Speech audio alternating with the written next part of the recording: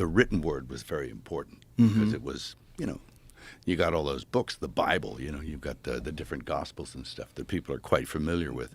Half the time, they didn't even need to read the subtitles. They could look at it and know what was going on. Mel Gibson just made a statement that is shaking the foundations of Christianity. The actor and director, known for his controversial film The Passion of the Christ, revealed something that has biblical scholars scrambling for answers. Hidden within the Ethiopian Bible is a prophecy about the end times, a detailed, terrifying, and breathtaking vision of the last days that was deliberately removed from the version you read today. These aren't minor details or alternative phrasings. These are entire chapters, timelines, and warnings that Jesus gave after his resurrection, words so powerful, so dangerous to the powerful, that they were locked away for nearly 2,000 years. What could be so terrifying that the church kept it secret for centuries? Why does Ethiopia, a land that was never colonized, hold the only complete record of what the end times will truly look like? Gibson's revelation has opened a door that many thought would stay closed forever. If you want to know the truth they've been hiding from you, smash that like button and subscribe right now. This is information they don't want you to see. For almost 2,000 years, Christians have been told the same story. Jesus rose from the dead, appeared to his followers, and left behind a message of salvation. But in Ethiopia, very old Christian books tell a far deeper and more terrifying version of what he said, one that most people in the West never heard. The Ethiopian Orthodox Church has one of the oldest and most complete Bibles in the world. Some of these books were never accepted by the Roman Church. They include writings that record exactly what Jesus taught after his resurrection, including a full prophecy about the end times that goes far beyond anything found in the book of Revelation. These old writings were kept safe for centuries by Ethiopian monks who carefully copied them by hand. They believed the words of Jesus must never be lost, especially these words, because these were not words of comfort. They were warnings. In these books, Jesus did not leave the earth without first laying out a complete map of what is coming. He described the final age with chilling precision. He spoke of a world that would grow cold in spirit, where truth would be traded for spectacle, where leaders would wear holy robes while their hands dripped with the blood of the poor. One of the most important of these texts is called the Book of the Covenant. It claims to record the things Jesus said to his disciples in the 40 days after his resurrection, before he ascended. And in this book, the end times prophecy is not vague, it is terrifyingly specific. Jesus says the final age will begin not with fire from the sky, but with the slow death of conscience. He describes a generation that will know his name but not his voice. They will build cathedrals and fill arenas, but the Spirit, he says, will have already left the building. He warns that false prophets will arise not in distant lands but inside the very churches built in his name. They will speak of heaven while building empires on earth, he says. When you see my name used to justify war, to excuse greed, to silence the poor, know that the hour is near. The prophecy then shifts to the physical world. Jesus describes earthquakes, floods, and sky events that will confuse even the wisest men. But he says these are not punishments, they are signals. He calls them the birth pains of a new age. He says the earth itself will groan and shake because it knows what is coming, even when the people living on it have forgotten. These warnings sound like they could have been written yesterday. The Ethiopian text says Jesus looked into the eyes of his disciples and said, "Do not fear the shaking of the ground. Fear the shaking that does not come, the stillness of hearts that have gone completely cold." Another book from Ethiopia called the Didascalia adds another dimension to this prophecy. It records Jesus warning his followers about a final empire, a system of power so vast and so subtle that most people would live inside it without ever knowing they were captive. He says this empire will not use chains. It will use comfort. It will give people bread and entertainment and call that freedom. He says, "Blessed are those who see the cage and still choose love. Blessed are those who are hungry for truth in the age of false abundance." If the end times prophecy hidden in Ethiopia's oldest Bible could still change everything we think we know about the final days, then what deeper warnings lie buried in the world's most mysterious holy book? Let's learn more. The same texts also include a chilling vision of what the final days will actually look like from the inside. Jesus says that in the last age, his voice will rise again from unexpected places, from deserts, from prisons, from the children of the forgotten. He says his Spirit will speak through those who are ignored by the powerful, and that the most dangerous truth of the end times is this: the people who claim to be ready will be the last ones who see it coming. This idea turns every comfortable assumption about the rapture and the last days completely upside down. Ethiopia's long Christian history helps explain why these texts survived. The country has been Christian since the 4th century, but was cut off from Rome for hundreds of years. Because of that isolation, it kept a more complete and more mystical version of Jesus' words. In these Ethiopian writings, the end times are not simply a sequence of disasters. They are described as a spiritual war fought inside every human heart. Jesus says the final battle will not be between armies. It will be between truth and the love of comfort, between the fire of awakening and the sleep of satisfied souls.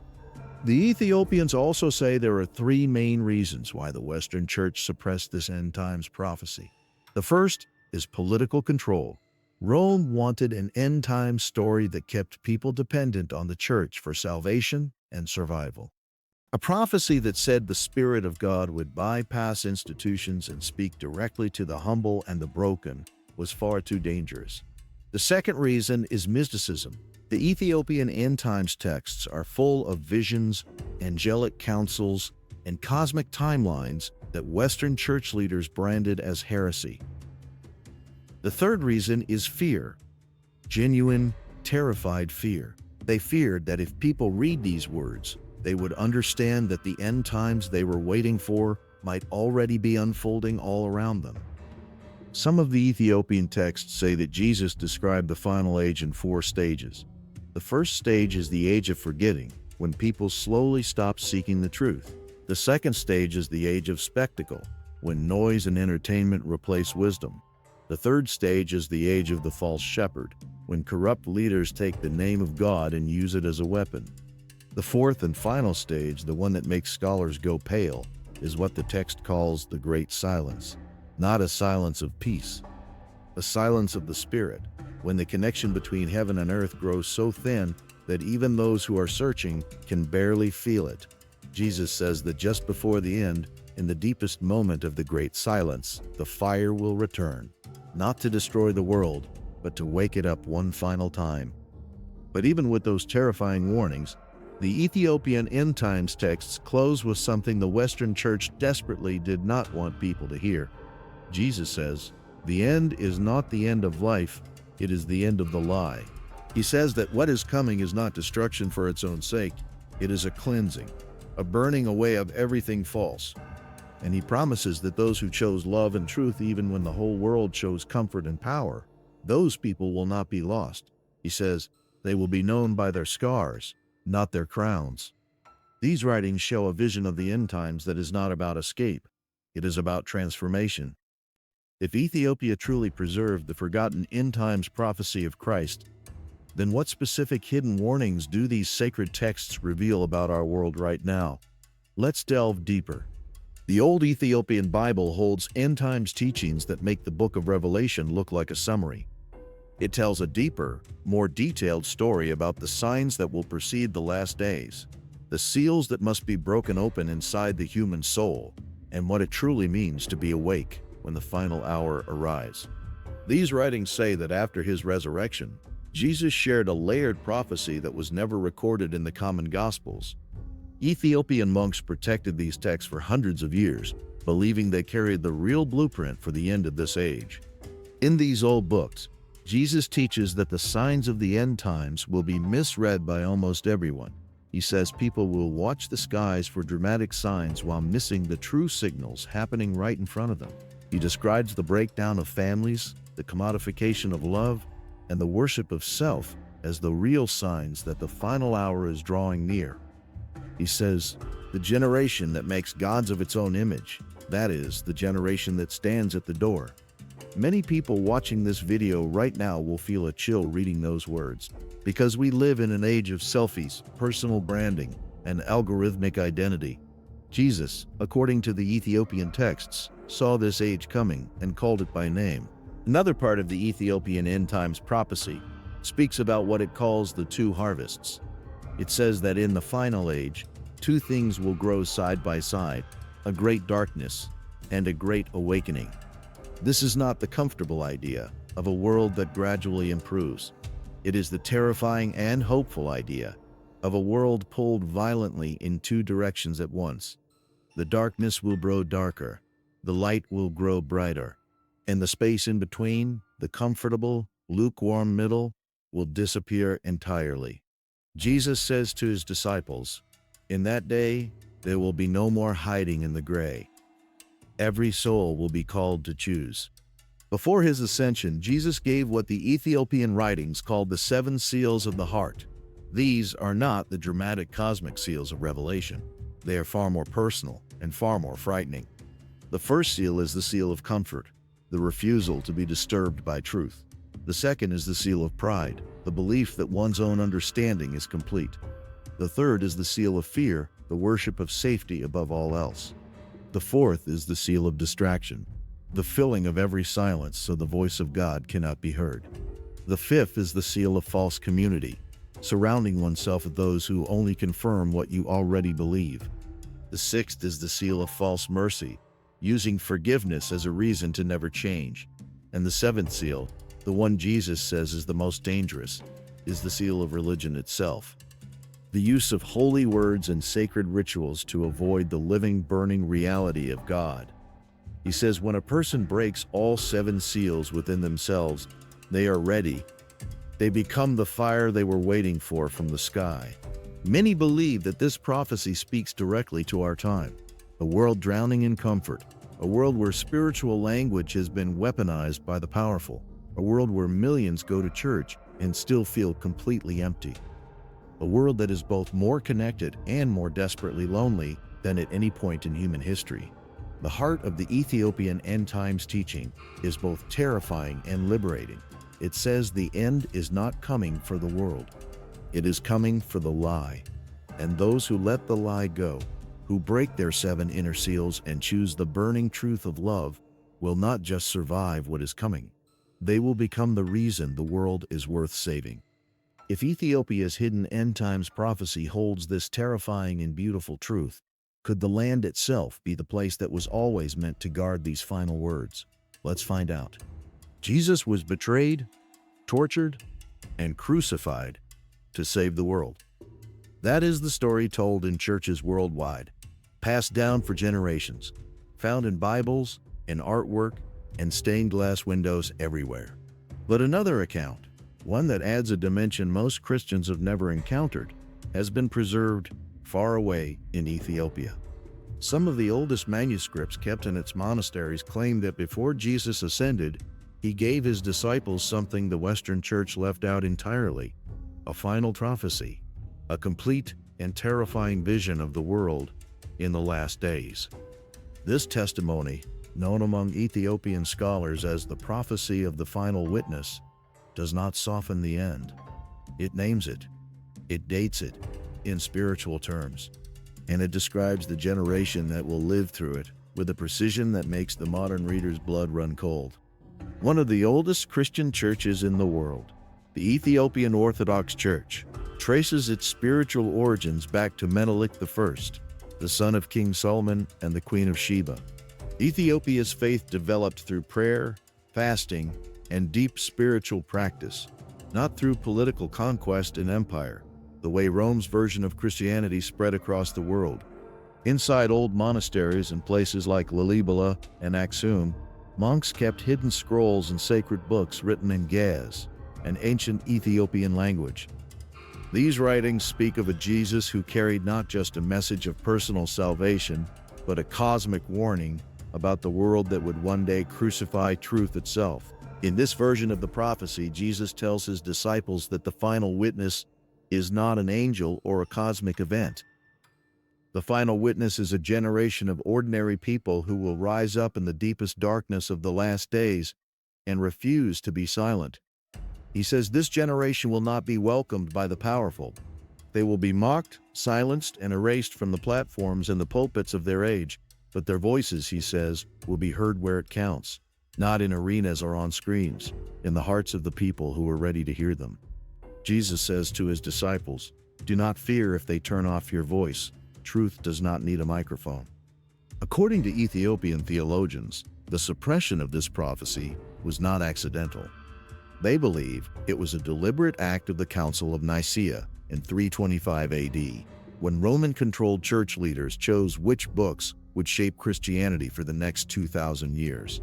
Ethiopian scholars say this council was terrified of prophecies that spoke of the church itself becoming corrupt in the last days. A prophecy that said the most dangerous false prophets of the end times would wear crosses and build cathedrals was far too threatening to include. So those words were buried, and Ethiopia kept them alive. Whether people see this prophecy as literal history or as a spiritual warning, the message is undeniable. It asks every person alive today to look at the world around them and ask, are we there yet? Are we living in the age the Ethiopian text described? Are we the generation that will choose between the comfortable lie and the uncomfortable fire? The prophecy of the final witness may not appear in any Western Bible, but its message is not ancient history. It feels like tomorrow's headline. If the hidden end times prophecy of Ethiopia challenges everything we thought we knew about the last days, then what makes this ancient, uncolonized land so uniquely chosen to guard the world's most terrifying and most hopeful truth? Let's take a closer look. Ethiopia stands apart as one of the oldest and most extraordinary nations on earth. Its story stretches back through thousands of years, shaped by mystery, unshakable faith, and remarkable resilience. Unlike most African countries, Ethiopia was never colonized. That independence allowed it to preserve its culture, its traditions, and its ancient sacred writings in ways that no other nation on earth could. Many Ethiopians believe their lineage reaches back to Ham, one of Noah's sons, a claim echoed in ancient Jewish records. Because of this, Ethiopia is often seen not just as a nation, but as a living bridge to the biblical world, and one of humanity's earliest and most sacred civilizations. Faith has always been at the heart of Ethiopia's identity. Long before Christianity reached Europe, Ethiopia already knew and worshipped the Christian God. Historical records place Christianity in Ethiopia as early as the 4th century, not as an imported belief forced by empire, but as a faith embraced naturally and protected fiercely. In the 6th century AD, the traveler Cosmas Indicoplistes visited Ethiopia and described it as a deeply established Christian nation. He also wrote that Ethiopian rulers welcomed Christians fleeing persecution elsewhere, offering refuge when few others would. Some Ethiopian tribes have practiced this faith continuously for more than 3,000 years, making Ethiopia one of the oldest Christian nations in the world, older even than the Catholic Church itself. The Ethiopian Church also safeguards one of the oldest and most complete versions of the Bible ever written.